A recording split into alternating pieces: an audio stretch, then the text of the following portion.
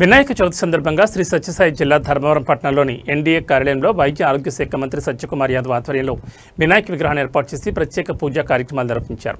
ఈ సందర్భంగా ఆయన మాట్లాడుతూ ధర్మవరం నియోజకవర్గ ప్రజలందరికీ వినాయక చవితి శుభాకాంక్షలను తెలిపారు।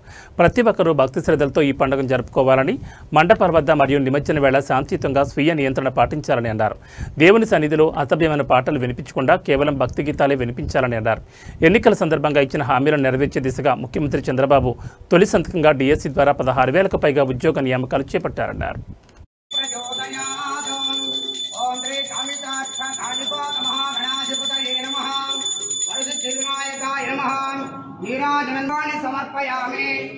गणेश महाराज की विघ्नेश्वर संपदाल गोविंद लक्ष्मी वेंकटेश्वर संपदाल गोविंद सीताराम संपदाल गोविंद आंजनेय वरद गोविंद विनायक स्वामी देवताभ्यो नमः अमितार्थ महागणाधिपतये नमः वरसिद्धि विनायकाय नमः।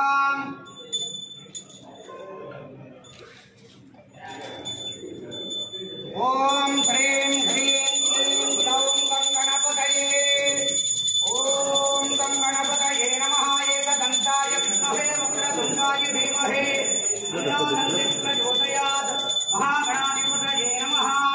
ओम आवाहितो भवामि। కార్యంలో ప్రజలందరూ భక్తి పరవశాలతో పాల్గొనాలని, మండపాలు చేసిన చోట పెట్టిన చోట అదేవిధంగా నిమజ్జనం సందర్భంగా స్వీయ నియంత్రణ పాటించాలని, స్వామివారి పవిత్రతకు భంగం కలిగే విధంగా అశ్లీలమైన పాటలు కానీ లేదా స్వామివారిని విగ్రహాన్ని కూడా అశ్లీలంగా ఉంచడం కానీ చేయకూడదు। భక్తికి సంబంధించిన పాటలు మాత్రమే పెట్టాలి, సినిమా పాటల్లోని అశ్లీల పాటల్ని ఉంచకూడదు। అదేవిధంగా యువకులు మద్యాన్ని సేవించడం ఇతరత్ర వాటికి కూడా పాల్పడకూడదు।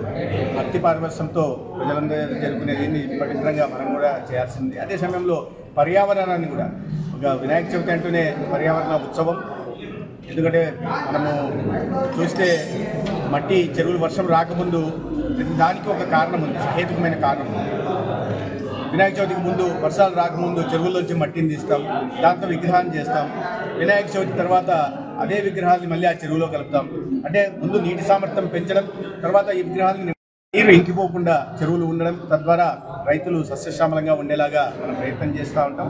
అందుకని ప్లాస్టర్ ఆఫ్ ప్యారిస్ని కానీ ఇతరత్ర వాడి నీటిని కలుషితం చేయడం, తద్వారా మన ఆరోగ్యాన్ని ఇబ్బంది పడే విధంగా మనం ఉండకూడదు।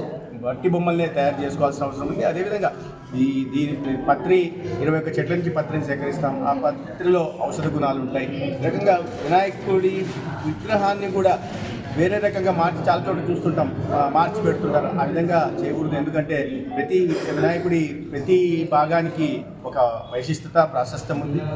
తల అంటే జ్ఞానానికి సంకేతం, అదేవిధంగా తొండం అంటే ప్రణవం, అదేవిధంగా మాల అంటే జ్ఞాన సముపార్జనకి, అదేవిధంగా ఒక చేతిలో పాశవం అంటే అజ్ఞానాన్ని ఖండించడానికి, ఇంకో చేతిలో ఉంటున్న విఘ్నాల్ని తొలగించడానికి, అదేవిధంగా పొట్ట మీద ఉన్న సర్పం ఈ కుండలిని శక్తికి, ఈ రకంగా శరీరం అంతా ప్రకృతికి ప్రతి దానికి ఒక ఇది ఉంది కాబట్టి దాన్ని కూడా ఈ వేరే రకమైన తల ఒక పెట్టి వేరే రకమైన